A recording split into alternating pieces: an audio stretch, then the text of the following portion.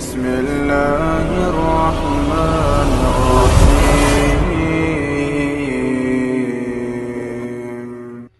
Dan apa akibat meninggalkan tauhid?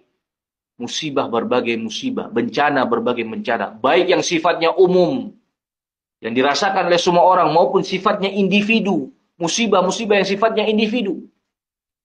Ingat, musibah itu bukan hanya barakallahu fikum bencana. Ya, musibah itu bukan hanya rasa sakit. Ya, contoh misalnya gempa bumi atau kecelakaan atau kerugian, bangkrut. Bukan hanya itu musibah. Musibah yang terbesar adalah ketika keimanan seorang hamba itu hilang. Itu juga masuk musibah, dan ini musibah yang harus dikhawatirkan.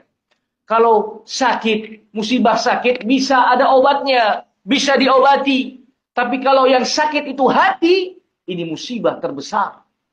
Yang penyembuhannya itu subhanallah berat. Ya, barakallahu fikum. Ya. Nah, jadi kalau didengar, berarti kalau nggak bertauhid itu akan dapat musibah. Loh, itu negara-negara Eropa itu, orang-orang kafir tuh nggak dapat musibah, mereka bertauhid Allah Subhanahu wa taala. Justru mereka dapat musibah yang paling mengerikan, tidak didekatkan dengan hidayah oleh Allah Subhanahu wa taala.